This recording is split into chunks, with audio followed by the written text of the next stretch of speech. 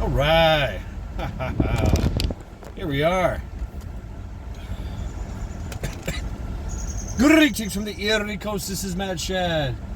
And this is another episode of the Zoot Report Sunroof Edition.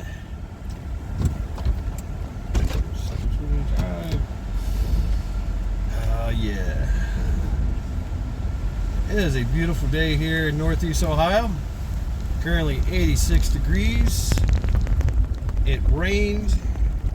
It poured. Heard there were tornadoes and shit. I don't know. We shall see. Hope that everybody fared well during the storm. I was just fine. Here in Cleveland, we didn't see much. Maybe some rain.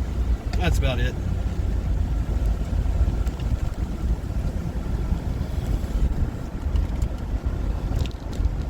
So what we're going to talk about today, something that's been like on my mind because of a song, Rush, Limelight. Living in the limelight dream. Living in the limelight dream. Universal dream. Now I can't sing it. Been listening to it all day.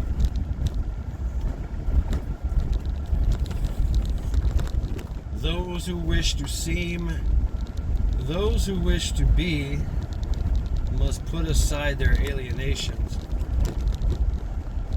Go back to the fascinations, the real relations, the underlying theme. Man, Rush, you know what? The music's amazing. Dude's amazing. That was a time in history, in music history, when bands actually wrote and produced their own music.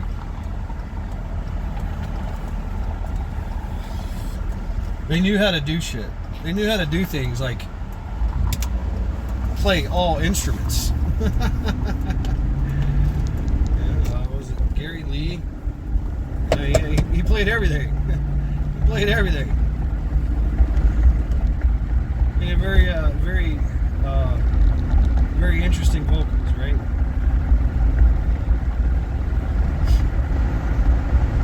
Just amazing. The drummer.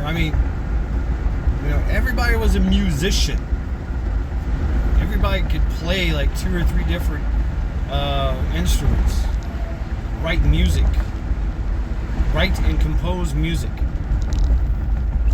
Just a true artist. That's how music used to be made. Right? Wasn't done with auto tunes. Yeah, you had producers and shit. Had studios and mixing boards and tracks, and I'm gonna lay this track on top of that. I'm gonna lay this track on top of that. And, it kind of takes away from, if it's done right, it's beautiful. But music nowadays, it kind of takes away from the how should I say it? The journey, the artistic journey.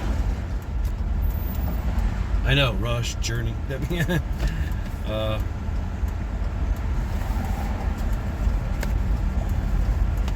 But Limelight, if you don't know what Limelight's about, it's about performers. And,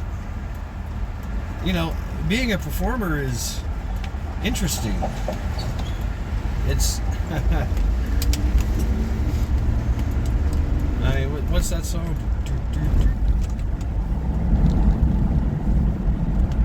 Don't wake up sometimes till 4.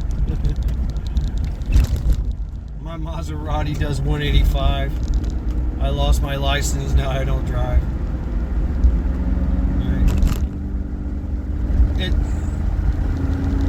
From an artistic standpoint,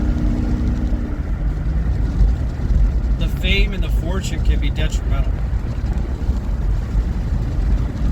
it destroys the process, the artistic process. It really does, you know. There's so much to do. You're always touring. You're always, you know, you really don't have time to write, and that requires time. That requires reflection. That requires quiet time. That requires sitting around the table with all your bandmates and talking shit out. You know, coming up with a plan, getting out there and just jamming. See what sounds right. You know. Anyway, I mean, I would have loved to have been a musician. I really would. One of my dreams. I've had some experience as a vocalist, as a performer, you know. But Limelight from Rush, and it's very apropos with, you know, YouTube and all this, TikTok, social media. That gilded cage. Yeah. Or the Black Mirror, the gilded cage. There's a lot of lines in the song that just ring true. You know, we're all performers, betrayers, and players for an audience outside the gilded cage. All of us. We all sit in our gilded cage and we perform. And there's always an audience. Even if it's one or two people. Right? And it really hits deep. That song, Limelight. Because we put on we're always trying to wear a mask. We're always trying to entertain, right? Maybe, you know, perform a task, perform a duty. You know, I got to do this thing. Even if it's at work, even if it's just, you know, you're going to a social event.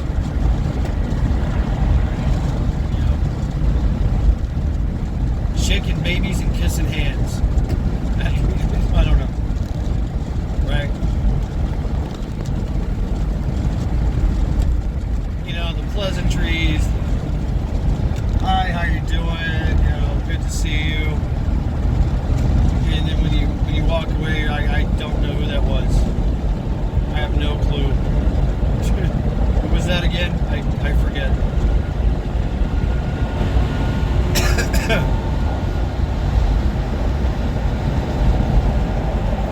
The fame, the limelight, it changes you. It really does. It really does. Once you get a fan base, I mean, you see how people work on TikTok and Instagram, social media, all the social medias, you know, they perform. You know, drink that whole fifth of vodka and I'll give you $200. Say B 22 times. Boom. And these people they shill. They straight up shill.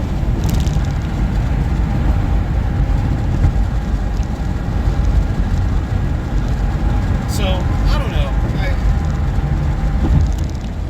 I don't know if I venture to say that I have intelligent content.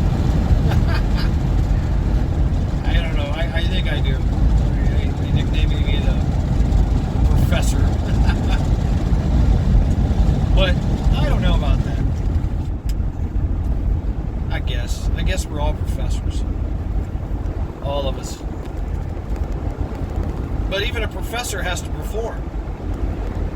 Even a professor has to, put on his Oxford jacket, put on his old man shade, his old man spectacles, pull out the pipe and a book, walk around and lecture to everyone. Keep them entertained, keep them hooked, stimulate the mind, ask questions, right? Isn't that a performer? No different than someone up on stage singing and dancing. Are you not being entertained? Are you not enjoying the bread and circuses? See, theater is an ancient magic. When tribes and groups of people got together, they reenact things by the campfire. Still to this day, tribes do these things. I like the tribe that it's an island tribe somewhere, and they had never seen anyone. They were isolated until World War II, and the army showed up with their planes, their helicopters. Because we were fighting fighting the Japanese. So that island had some type of strategic importance. So of course we landed there.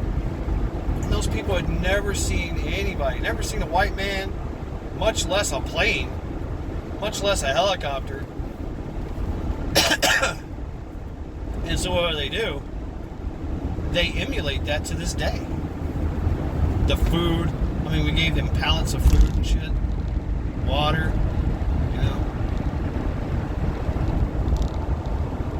They make these masks that symbolize us. Helicopter mask. We do the helicopter dance. Hey, stop it, Dan. Not that kind of dance. But sorry, my voice is kind of cracking up here. This smoke has really fucked me up. I am getting kind of sick here. But it tells a story. It tells a story. We remember songs, melodies. We remember vocals, lyrics. We remember the story. And that's what it does. It tells a story. It excites a part of the mind that lays dormant throughout the course of the day, doing mundane tasks, surviving. I remember that was a game called Radio Station, and we would just be sitting out there in the middle of nowhere, nothing to do. Got to be there for, I don't know, who knows how long, days, hours, weeks, I don't know. So you're just like, fuck it, I'm gonna sing a song. Oh wow, you got and everybody starts singing along or something. Somebody changes the song. I mean, it usually happens when there's a moment of silence and somebody just burst into song. Like, oh yeah, that song, okay. And you learn new songs. Radio station. Get that good reception. Another game we used to play when we were homping, hiking, forced march, whatever you want to call it. Is somebody would say A, and you would just go through the alphabet and name off the bands that start with A. And if it was a question, like, hey, I don't know if that's a real band, they'd ask everybody to sing a song from it. Like, oh, okay, yeah. So music is just near and dear to our hearts. One could say that we gave music to the universe. The birds did it. I think the monkeys did it. The insects did it. There's a lot of rhythm in nature. But man, did we just take it to a whole nother level. I mean, it transcends the mind. It gathers your thoughts. It immediately brings you into a memory or an alternate universe where something could happen. You know, portraying and displaying the song, the memory. Damn, dude, you trying to die? Man, I done seen like 2-3 wrecks today. One car was upside down. Damn.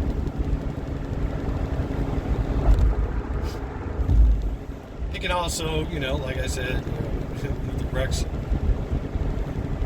I wrecked a car once. I was singing. I think I was like 17 years old. 18. I was 18 years old, and I didn't know there was a hairpin curve coming. Doing 45 miles an hour, and I hit that curve and bloop bloop, rolled the car over. Luckily, it was an old hatchback Nissan Sentra, sky blue. And I got out, I turned it back over, but it was stuck in a ditch. And great thing about Tennessee, you know, you wrecking a farmer's ditch or part of his, you know, next to the road. And he came out there with a tractor and towed me right out. I was like, all right, I guess you're good.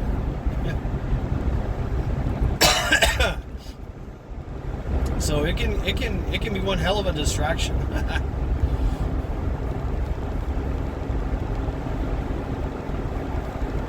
But all the world's a stage, you know? It is. I mean, we're all either portrayers, players, performers in our gilded cage, locked in our cage for all the audience to see. They either like us or they don't. They either throw rose petals or they throw rotten fruit. Either way, there it is.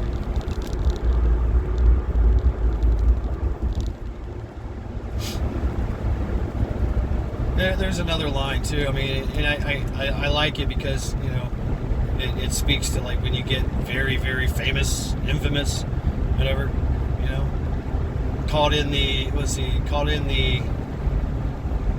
living life in the fish eye, caught in the camera's eye. I don't have a heart to lie. I can't pretend that a stranger is a long-awaited friend.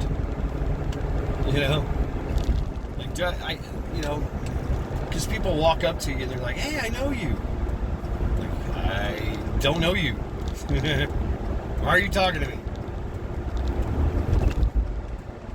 Why are you talking to me?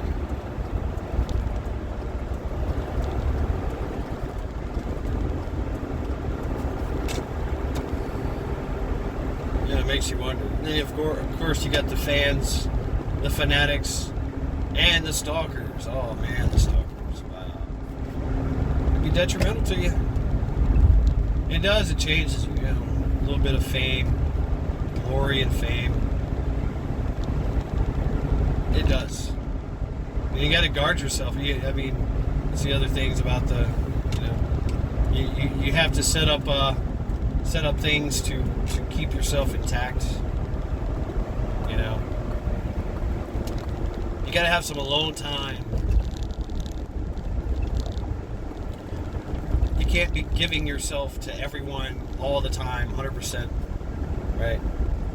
You know, a fan sees you out in the middle of the road, out in town, like, hey, do that song and dance you do. No. I just came to the store to get some pickles, man. Leave me alone. Go away.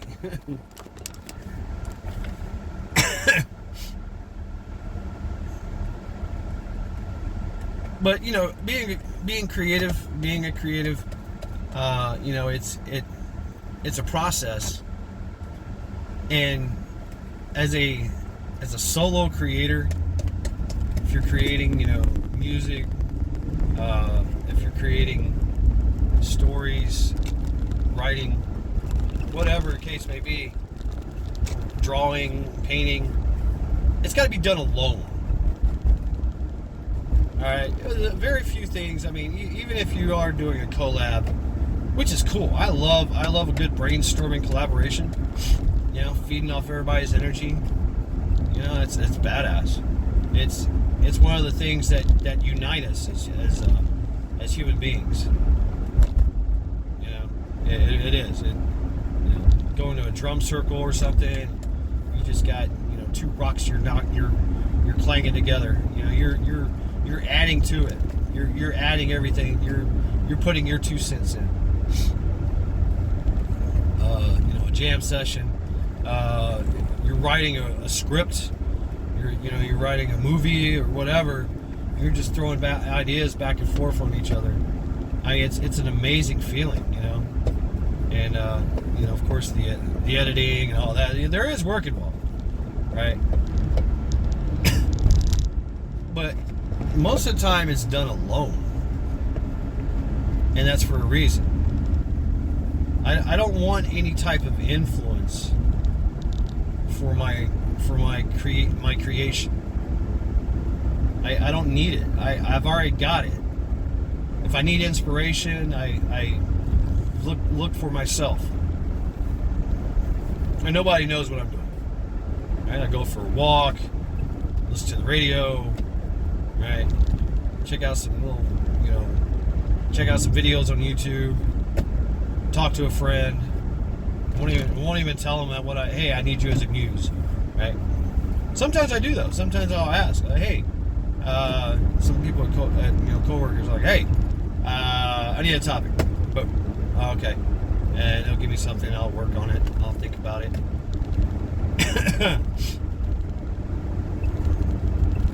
So we are all performers, and we have to be careful that me. I like to. For me, it's therapy, but you have to be careful not to give everything that you are to everyone. Lay your soul bare, kind of thing. Tell them everything. Show them everything.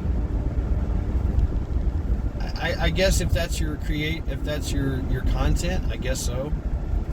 Right? I don't know. And maybe it's to elicit a conversation, a response, right?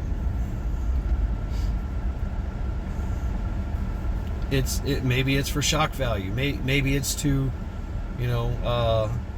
declare something. Maybe, I don't know. I mean, it all depends on what you're doing, I guess, and what the thought process is behind it. But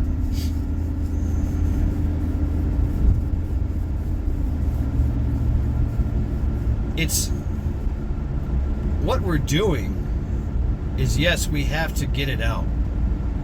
We have to put it on the table. We gotta make, shape, and mold it. We gotta create it. It has to be created, right? Because if not, it just sits on a shelf, and the chances are it'll never get done. Man, how many projects can you say that? I have so many. I've been trying to write 3 books for the past 15 years now. It's in my head. Some of it is on paper. Some of it is, in a video. Some of it is on a voice recorder. Some of it's on a computer. But it's all in my head, and it lives there. I mean, I need to take like 3 months to 6 months just off. Go to a log cabin with nothing but a bunch of weed, a bunch of Twinkies, and some beer and chocolate milk. And I'll write these damn books. It'll happen. Life gets in the way. Life gets in it. It's very rarely do people who are creative find a way to escape the yoke of tyrannical regime work so that they can create. I mean, really. It's a process. It needs to be, it is a very personal process.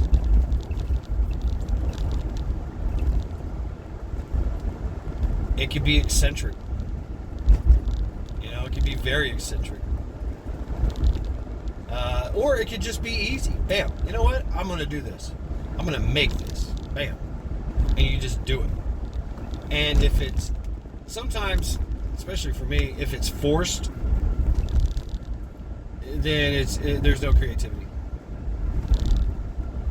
Right? It's like, yeah, I lost it. I lost it. It's gone. I can't get it back. I give up.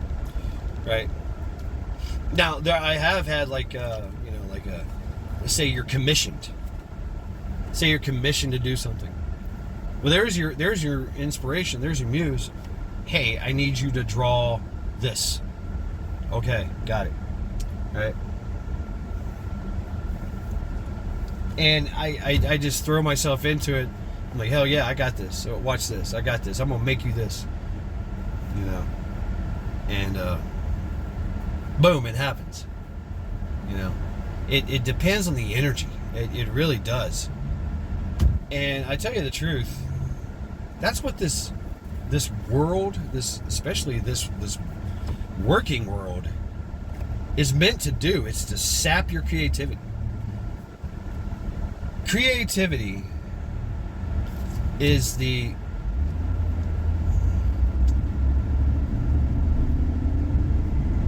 can solve everything. It can make it. It's where invention comes from.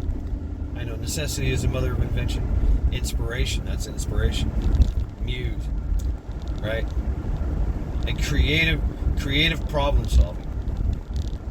We create a solution for a problem, and very creatively. Oh my God.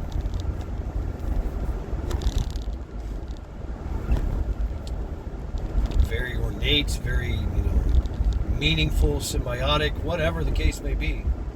You know, and I think that's where magic comes from. I know y'all gonna hate me. I don't believe in magic either. I don't believe in supernatural powers. I don't believe in magic. You know, somebody can can put a spell on you with some roots and Eye of Newt and all that. Intention is everything. I know that. And that's what creativity needs, that intention. Right? I intend to create this. And the intention is poured into it. The inspiration happens. The intention pops up and gives you that energy to create. And you go about the process of creating. We forget that. We forget that. Because we're stuck. We're absolutely stuck. We go to work. There's no room for creativity. All right? You're not sculpting, right? You're not painting. You're not drawing. You're working. You're creating a product. You're doing goods and services. Maybe you're lucky enough that you have a creative job. That's cool. But if it's a job, then it kind of loses its fun.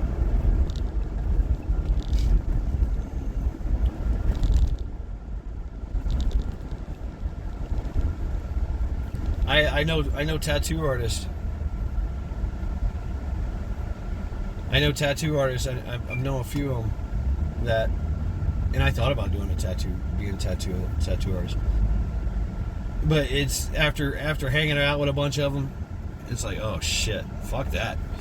You're sitting in there for days, hours, and days on end, and somebody comes in and goes, I want a butterfly on my titty nipple or something, You're like, all right, butterfly, yeah, okay. You're pumping out all this shit. You got all this art on the wall, that you could literally do in your sleep. You know, they slap on a stencil, they draw it out, and they get to tattoo it. There you go, boom. All right, copy paste, right? Copy, cut, and paste. Now it's on your skin. Congratulations, give me money, right? There's no challenge. There's no inspiration. There's no creative process. And some of the best artwork I've ever seen from tattoo artists. And I knew, what was it, one, Zeke, I think his name was. And he's like, hey, I will give you a tattoo for free if you just let me do what I want. Like, for real? Yeah. Just let me use your skin as a canvas. And it was badass.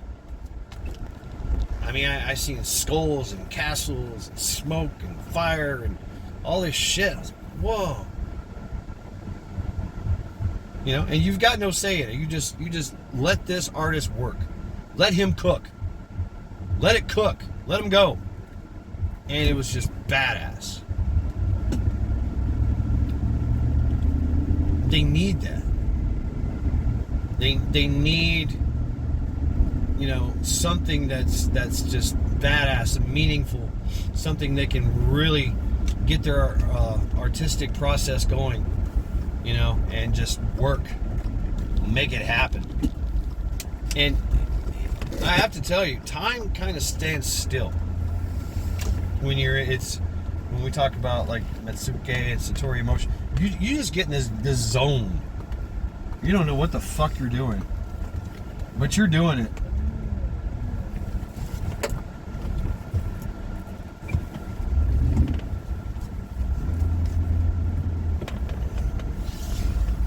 But you're doing it, and it gets done, and you're like, oh shit, I'm an idiot again. I'm an idiot. Yeah, it's on my side.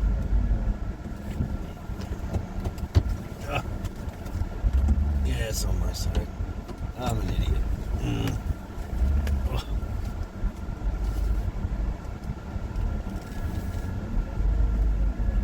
The joys of having a big old fucking truck.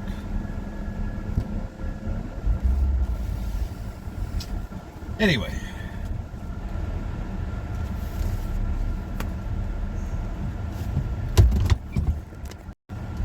Okay, where was I? Yeah, that thing. Sorry, I'm all fucked up now because now I've been panhandled. They tried to panhandle me. I'm like, no, go away. I'm sitting here trying to pump gas. You know. Well, first and foremost, it puts me on edge. It really puts me on edge. Yeah, it really does. Yeah, right. Yep. Puts me on edge.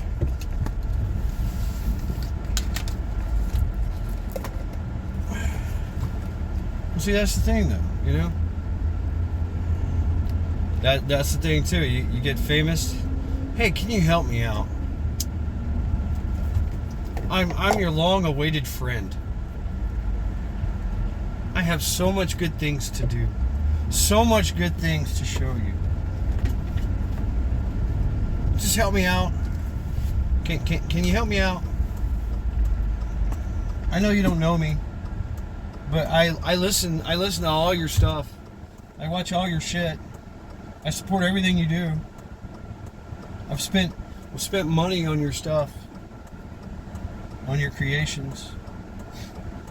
Can't you just help me out? Buy me a car, buy me a house. I don't give a fuck. The grift, man, the grift. Those who find out, I mean, we already know what's going on in fucking in the entertainment industrial complex. You gotta sell your fucking soul.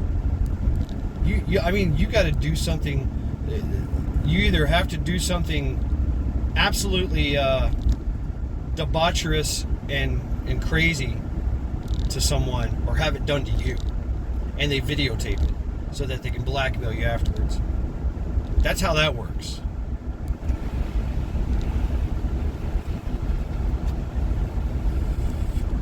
That's how that works.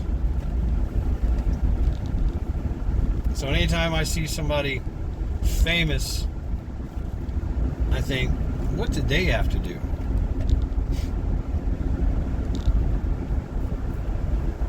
And they get everything. They get the whole world handed to them. They get all the tours. They get all the equipment, all the money. You know, everybody helps them out. And of course, that one day that they say, no, I don't want to do that. Boom, you're done.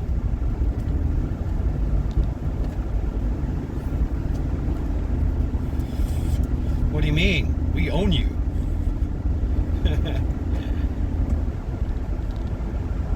What was that guy? I forget his name. Shit.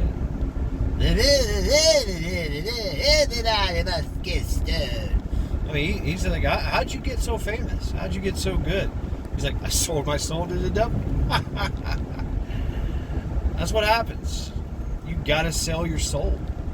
You gotta put out. You gotta be that bitch. Damn.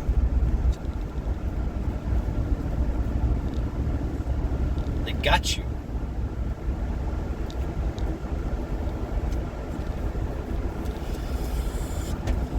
And then when they're done with you, you're old, you're washed out, or they sacrifice you. You know? You get totally humiliated, totally changed. Nothing you do is yours. They destroy you. That's the music industry. You know, hey, I know you're known for that one thing you do. Why don't you try this instead? Yeah.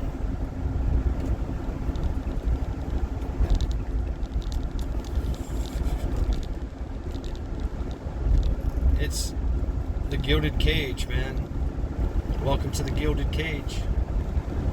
That's the trap. I mean, if you want fame and fortune, and you're willing to do all that shit, whatever they say, whatever they want you to do, then you got fame and fortune. But it's not yours. It's theirs. You're just the puppet. And it's their hand that's up your ass. I mean, and the minute you try to create something, then you're like, nope, don't like it. No, it won't work. It won't sell. That's horrible. No, we won't do that. That's exactly what happens.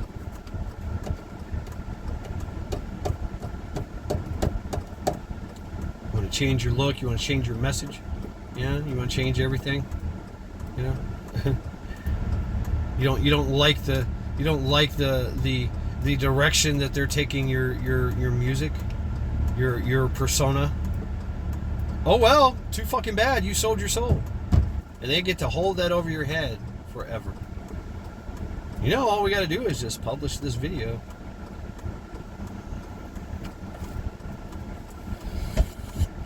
You know, we've got records. You were on the island. You flew in the plane. You do what we say. You're like, wait a minute, no.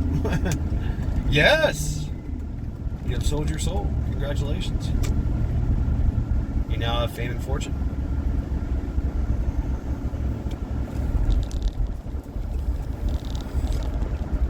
That's what it's all about now. The breads and circuses for the masses. That's what it's all about. They make music. They exploit people just for the message that they can send. Just for the virtual signaling, the whatever the case may be, whatever it is, the sellout.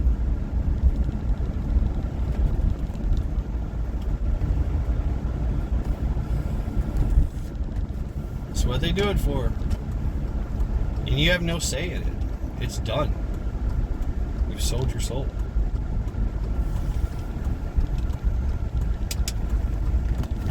And that's a very important thing to an artist, because we put our soul into it. It takes a soul to create it. It really does. Soul, whatever that is. You can feel it. You can feel it in your soul when you create things.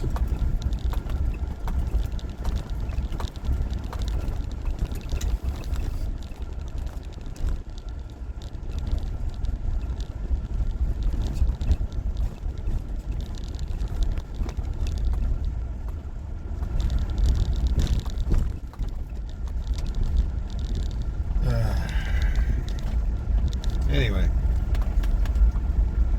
enjoy the Gilded Cage. Get out of it as soon as you can. You don't have to stay in it all the time.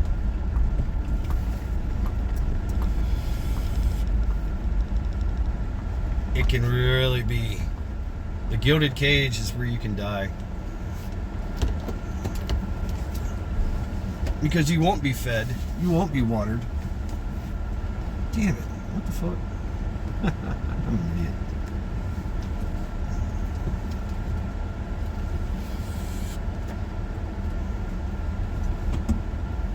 So yeah. Thank you all very, very much for hanging out with me for this Zoot Report Sunroof Edition. Deploy knife hands. This has been Matt Shad. Scum.